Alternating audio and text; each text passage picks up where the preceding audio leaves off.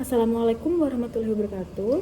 Yang terhormat Ibu Safinta, selaku dosen pengampu mata kuliah penanganan pasca panen, beserta teman-teman sekalian.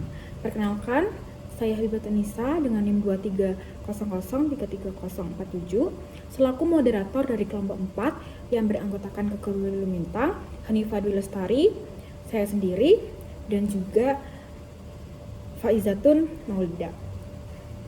Pada kesempatan kali ini, kita akan mempresentasikan jurnal dengan judul Effect of Ozone Treatment of Post-Harvest Carrot Quality, atau pengaruh perlakuan ozon terhadap kualitas wortel pasca panen. Bisa dilihat di sini ada identitas jurnal, teman-teman bisa membaca sendiri. Dan selanjutnya itu ada latar belakang, yaitu industri hasil pertanian segar. Industri hasil pertanian segar menghadapi tantangan besar dalam menjaga mutu dan umur simpan produk karena proses respirasi, aktivitas mikroba, dan kondisi penyimpanan. Selama ini, disinfektan seperti klorin sering digunakan untuk mengontrol kontaminasi mikroba. Namun, penggunaannya dapat menimbulkan senyawa berbahaya seperti trihalometana yang berdampak negatif bagi kesehatan dan lingkungan. Ozon merupakan alternatif yang menjanjikan karena memiliki daya oksidasi yang tinggi, mampu membunuh patogen, serta menguraikan residu pestisida tanpa meninggalkan sisa kimia. Ozon sendiri itu adalah oksigen triatomik yang terbentuk melalui penambahan radikal bebas oksigen ke molekul oksigen. Namun, jumlah dan kondisi perlakuan ozon perlu dioptimalkan untuk setiap jenis produk agar efektivitasnya tinggi tanpa menurunkan mutu pangan. Buah-buahan dan sayuran merupakan jenis pangan yang paling terpengaruh oleh efek negatif ozon karena kadar airnya yang tinggi. Untuk tujuan dari penelitian ini sendiri, yaitu untuk mengetahui pengaruh ozon dalam bentuk gas dan ozon yang terlarut dalam air terhadap kualitas fisik dan kimia wortel pasca panen. Baik, selanjutnya akan dibacakan oleh teman saya Kekeluargaan Lumintang. Untuk metodologi penelitian, yaitu budidaya wortel varietas Carandai yang ditanam di Universitas Federal de Vicosa, digunakan sebagai bahan penelitian yang dibagi menjadi 3 bagian untuk ulangan. Percobaan dibagi menjadi dua jenis perlakuan, yaitu ozon dalam bentuk gas dan ozon terlarut dalam air. Kedua percobaan tersebut menggunakan ozon yang diproduksi oleh generator ozon O dan L3ORM dengan aliran oksigen 2L-1 dari konsentrator oksigen Mark 5+. Konsentrasi ozon dalam percobaan ozon sebagai gas diukur menggunakan metode iodometri dengan titrasi tidak langsung pada saluran masuk dan keluar ruang pelakuan. Sedangkan ozon yang terlarut dalam air, gas ozon digelembungkan ke dalam larutan Ki atau air terozonasi lalu ditambahkan ke dalam larutan Ki, dan ozon dikuantifikasi menggunakan metode iodometri dengan titrasi tidak langsung. Kemudian kadar ozon ditentukan berdasarkan hasil titrasi. Sisa ozon dialirkan ke filter katalis untuk didegradasi menjadi oksigen. Dengan 18 wortel digunakan pada setiap perlakuan. Untuk percobaan pertama, ozon gas wortel diberikan perlakuan ozon sebagai gas dalam ruang akrilik yang berkapasitas 0,075 meter kubik dengan rak berlubang yang memungkinkan aliran gas ozon di dalam bilik. Bilik tersebut dilengkapi dengan saluran masuk di bagian atas yang terhubung ke generator ozon. Saluran keluar gas yang terhubung ke filter katalis dipasang di bagian bawah bilik. Untuk percobaan kedua, perlakuan wortel dengan ozon yang dilarutkan dalam air pada ruang melingkar bahan PVC yang berisi 10 liter air deionisasi. Gas ozon dialirkan melalui spiral berlubang di tengah ruang agar tersebar merata dalam kolom air dengan plenum logam dan lapisan manik kaca yang berfungsi untuk menopang wortel serta membantu distribusi gas. Sisa gas keluar melalui lubang atas yang terhubung ke filter katalis. Setelah perlakuan, wortel dikeringkan pada suhu kurang lebih 23 derajat Celcius selama 30 menit.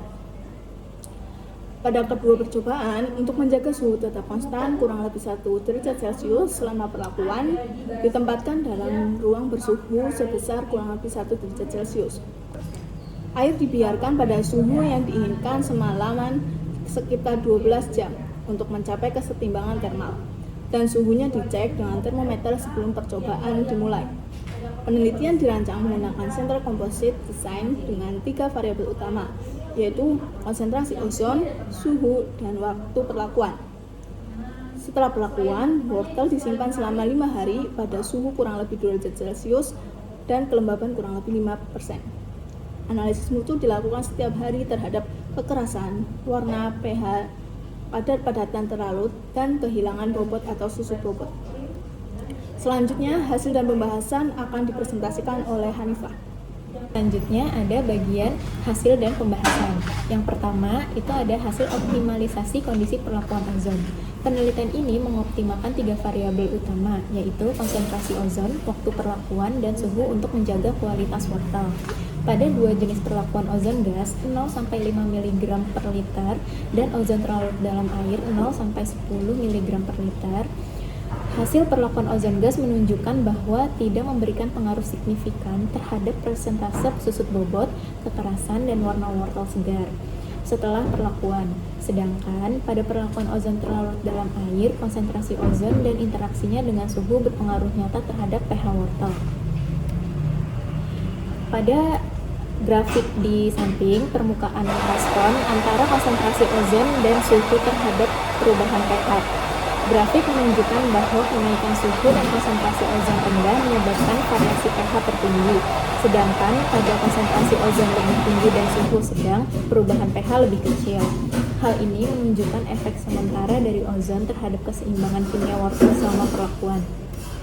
Yang kedua, hasil penyimpanan wortel setelah ozonasi.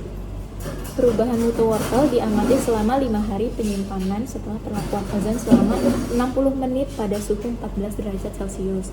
Hasil menunjukkan bahwa terdapat sedikit peningkatan presentasi penurunan berat wortel pada semua perlakuan tanpa penambahan ozon. Perlakuan penambahan ozon dapat menunda pengerasan jaringan pada batang wortel. Hal ini dikarenakan perubahan dalam kandungan selulosa dan lignin, yaitu karena berkurangnya lignifikasi pada dinding selnya. Pada gambar 3 yang di samping menunjukkan bahwa pada akhir hari kelima susut bobot wortel pada perlakuan ozon gas mencapai sekitar 20%, sedangkan pada ozon terlarut dalam air sekitar 14%. Kekerasan rata-rata wortel sekitar 140 N tidak dipengaruhi oleh perlakuan maupun lama penyimpanan hingga 5 hari. Baik, selanjutnya akan dibacakan oleh Faiza. Yang ketiga yaitu warna wortel. Perubahan warna dianalisis melalui parameter kecerahan, kemerahan, kekuningan, perubahan total warna, dan intensitas warna. Gambar di samping menunjukkan bahwa semua parameter warna tidak mengalami perubahan berarti baik pada perlakuan ozon gas maupun ozon air selama 5 hari penyimpanan. Warna oranye khas wortel tetap stabil. Hal ini menunjukkan bahwa ozon tidak menyebabkan degradasi pigmen karotenoid. 4 yaitu perubahan pH dan padatan terlarut. Berdasarkan gambar di samping, nilai pH wortel pada perlakuan ozon air stabil di sekitar 6, sedangkan pada ozon gas terdapat sedikit penurunan pH setelah hari kedua. Nilai kadar soluble solid untuk semua perlakuan menunjukkan nilai 7-8 derajat Brix hingga hari ketiga, kemudian meningkat mulai hari keempat. Tetapi peningkatan soluble solid paling tinggi terjadi pada kontrol tanpa ozon, sedangkan perlakuan ozon terutama ozon gas menahan kenaikan soluble solid lebih lama. Hal ini menunjukkan bahwa ozon khususnya dalam bentuk gas dapat memperlambat proses pematangan dan memperpanjang umur simpan wortel dengan menekan perubahan kimiawi. Yang terakhir yaitu kesimpulan, secara keseluruhan perlakuan wortel terhadap ozon dalam bentuk gas dan terlarut dalam air tidak mengubah karakteristik wortel, warna, kekerasan, dan susut bobot. Perlakuan ozon terlarut dalam air hanya memengaruhi nilai pH sementara. Sedangkan ozon dalam bentuk gas mencegah peningkatan kadar padatan terlarut selama penyimpanan sehingga dapat memperpanjang masa simpan wortel. Baik, karena waktu telah mencukupi,